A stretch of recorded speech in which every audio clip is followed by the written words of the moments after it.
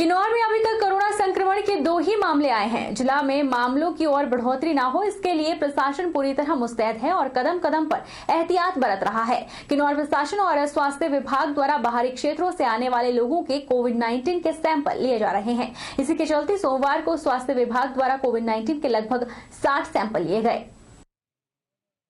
भारतीय तिब्बत सीमा बल रिकांगपिओ में दिल्ली के रेड जोन क्षेत्रों से आए 29 जवानों के सोमवार को आईटीबीपी मैदान में कोविड-19 के सैंपल लिए गए और प्रशासन द्वारा जो 25 लोगों की सूची दी गई है, उनके भी कोविड-19 के सैंपल रिकांगपिओ में लिए जा रहे हैं। किन्नौर में जो 2 पॉजिटिव केस आए हैं, उनका सैंपल भी सराय भवन में लिया गया। इसके साथ ही पॉजिटिव दंपति की बेटी का सैंपल भी लिया जा रहा है।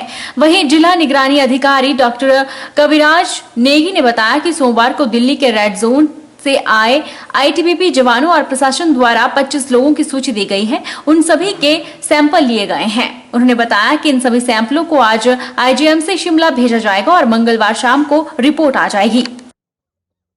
जिला किन्नौर में अप्रोक्सीमेट हम 60 सैंपल लेंगे। 29 सैंपल यहाँ आईटीबीपी के जवानों का है जो दिल्ली रेड जोन से आए हैं, और जो 25 लिस्ट है मुझे प्रशासन ने दिया है, उनका हम आज रिकांगपिओ में लेंगे। और जो 2 सराय भवन में है उनका अभी आज ही लेंगे, और एक उनके बेटी का रिपीट है वो भी आज ही लेंगे। ये सैंपल आज शाम को शिमला आईजीएमसी भेजेंगे। कल शाम तक इनका रिपोर्ट आ जाएगा। हिमाचल प्रदेश में सरकार के आदेशों को अधिकारी गंभीरता से नहीं ले रहे हैं। सरकार आदेश करती है लेकिन अधिकारी उन्हें लागू किसी और तरीके से करते हैं। यह आरोप किन्नौर के विधायक जगत सिंह नेगी ने रिकांगपिओ में पत्रकार वार्ता के दौरान लगाए।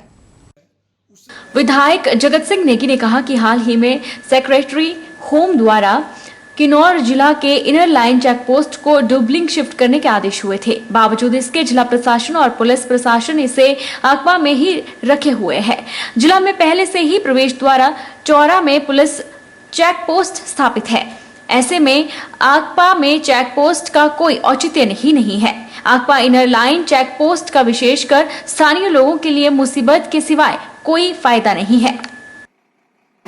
उससे पहले ही मतलब सेक्रेटरी होम ने इस चेक पोस्ट को जो है डुबलिंग में करने के लिए ऑर्डर भी कर दिए। मुझे ये समझ नहीं आ रहा है कि जिला प्रशासन, खासकर जिलाधीश और पुलिस अध्यक्ष जो अधीक्षक है, ये इसको क्यों मतलब वहाँ पर बनाए रखा हुआ है, क्यों लोगों को जो है वहाँ पर ये जो ट्रैफिक को आने जाने में जो है एक इनसे बाध्य कर रहे हैं। आपको पू तक जो है टोटली जो है ये इनर लाइन परमिट खत्म है और ट्रैफिक बैरियर कहीं भी नहीं होता है। आपने जो है एक ट्रैफिक बैरियर चलो हमारा जो है वो चौरा में लगा है, परंतु अखबार में तो कोई औचित्य नहीं है इसका रखने का, और लोगों को जो है मुसीबत के सिवाय कोई फायदा नहीं हो रहा है। और ये चेक पोस्ट भी आपका जो है भ्रष्टाचार का अड्डा बना हुआ है। हिमाचल प्रदेश में लॉकडाउन 4 के बाद प्रदेश में अनलॉक पार्ट 1 लागू किया गया है ताकि प्रदेश में धीरे धीरे आर्थिक गतिविधियां सुचारू हो सके और आम जनजीवन पटरी पर लौट सके। वहीं कर्फ्यू में ढील के दौरान लोग बाजारों में खरीदारी और अपने कामों के लिए निकल रहे हैं ताकि वे अपनी आवश्यकताओं की पूर्ति कर सके। उधर मंडी पुलिस के घुड़सवारों के द्वारा लोगों को सोशल डिस्टेंसिंग के प्रति भी जागरूक किया जा रहा है ताकि लोग आपस में 2 गज की सामाजिक दूरी बनाए रखें और अपने आप को संक्रमण से बचा सके। मंडी पुलिस के घुड़सवार दिन के समय शहर की सड़कों, रास्तों और गलियों से गुजरते हुए राहगीरों और आम लोगों से आपस में सामाजिक दूरी बनाए रखने के साथ साथ मास्क पहनने की अपील कर रहे हैं। भाजपा के प्रदेश मुख्य प्रवक्ता रणधीर शर्मा ने कहा है कि कांग्रेस नेताओं को भ्रष्टाचार के मुद्दे पर बोलने का कोई नैतिक हक नहीं है। उन्होंने कहा कि सत्ता मिलने पर जिन लोगों ने कथित भ्रष्टाचार के नए आयाम स्थापित किए, उन नेताओं को प्रदेश भाजपा सरकार पर आरोप लगाने से पहले अपनी पार्टी के राष्ट्रीय अध्यक्षा से त्यागपत्र मांगना चाहिए। उन्होंने कहा कि कांग्रेस की राष्ट्रीय अध्यक्षा जमानत पर है। पूर्व मुख्यमंत्री को मुख्यमंत्री रहते हुए आय से अधिक संपत्ति मामले में जमानत लेनी पड़ी थी। भाजपा के प्रदेश मुख्य प्रवक्ता रणधीर शर्मा ने कहा कि कांग्रेसी नेताओं द्वारा केवल निराधार आरोप लगाकर प्रदेश में भ्रष्टाचार का माहौल तैयार करने का प्रयास किया जा रहा है, लेकिन किसी भी कांग्रेसी नेता ने अभी तक कोई प्रमाण नहीं दिया है।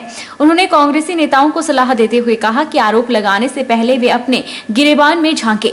रणधीर शर्मा ने कहा कि प्रदेश की जयराम ठाकुर की अगुवाई वाली सरकार ने न कभी भ्रष्टाचार से समझौता किया है और न ही आगे करेगी। प्रदेश सरकार के सामने जैसे जैसे मामले सामने आते गए सरकार ने वैसे ही इन मामलों पर केस दर्ज करवाकर छानबीन के आदेश दिए। उन्होंने कांग्रेसी नेताओं को नसीहत देते हुए कहा कि पहले वे अपने दामन पर लगे कथित भ्रष्टाचार के आरोपों के दागों को साफ कर लें। उन्होंने कहा कि प्रदेश में हुए विकास कार्यों को देखकर कांग्रेसी परेशान हो गए हैं और कोविड-19 जैसी वैश्विक बीमारी के समय प्रदेश सरकार ने जिस तरह इससे लोगों को बचाने के इंतजाम किए हैं उससे भी वे परेशान हैं। हमारा मानना है कि दूसरों पर आरोप लगाने से पहले कांग्रेस पार्टी के नेताओं को अपने गिरेबान में झांकना चाहिए। ये नेता चाहे कांगड़ा से प्रेस कॉन्फ्रेंस कर रहे हो, चाहे मंडी से, चाहे बिलासपुर से, चाहे शिमला से, सभी कांग्रेसी नेता जब जब इन्हें मौका मिला सत्ता में रहे, इन्होंने खुद भ्रष्टाचार के रिकॉर्ड तोड़े।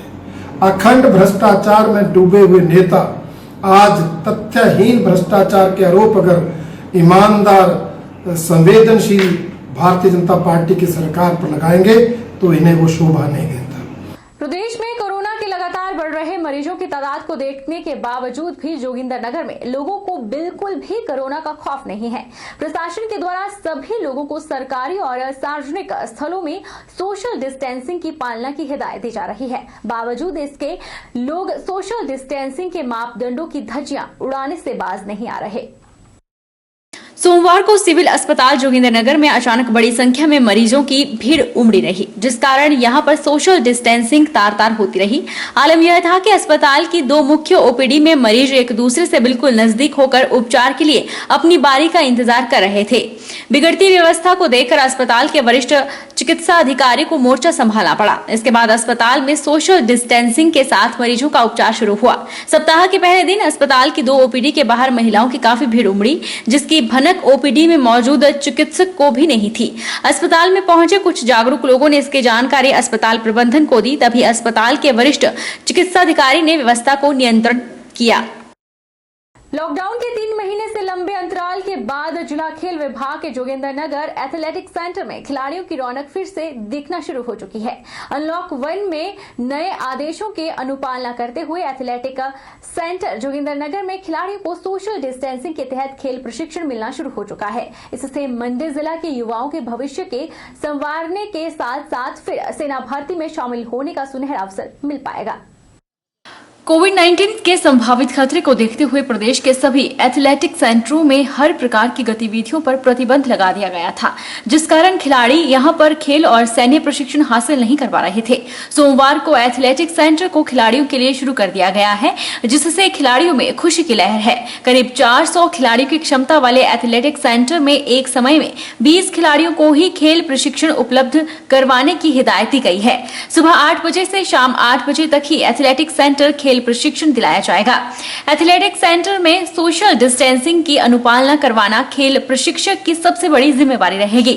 वहीं खिलाड़ियों के लिए हैंड सैनिटाइजर और शारीरिक स्वच्छता पर भी पूरा ध्यान रखना होगा। एथलेटिक सेंटर जोगिंदरनगर में खिलाड़ियों को खेल प्रशिक्षण दिला रहे कोच गोपाल ठाकुर ने कहा कि कोविड-19 की जंग में भी खिलाड़ी बतौर वॉलंटियर सेवाएं देंगे। अमित मेहरा जी से भी डिस्कस करके जो है उनसे आज्ञा ली थी और साथ में अपने विभाग को भी इन्फॉर्म किया था कि मैं खिलाड़ियों की जो है ट्रेनिंग शुरू करने जा रहा हूं। तो आज से जो मैंने खिलाड़ियों की ट्रेनिंग जो है शुरू कर दी है, जिसमें सरकार के आदेश जो है सोशल डिस्टेंस, मास्क और पर्सनल हाइजीन पर विशेष ध्यान दिया जाएगा। और साथ में केवल मात्र 20-20 बच्चों की हमने ग्रुपिंग करी है, जो सुबह 1-1 घंटा, सुबह 4 बजे से शाम 10 बजे तक 1-1 घंटा हम ट्रेनिंग करवाएंगे इन बच्चों को, और जिसमें सब चीजों का ध्यान रखा जाएगा। और साथ ही खिलाड़ी केवल मात्र अपने लिए खेल नहीं कर रहे हैं, ये एक वॉलंटियर भी होंगे जो समाज के लिए कोरोना के अंगेंस्ट जो है काम कर रहे हैं। रुकेंगे एक छोटे से ब्रेक के लिए, ब्रेक के उस पार फौरन लौटेंगे। आप बने रहिए हमारे साथ।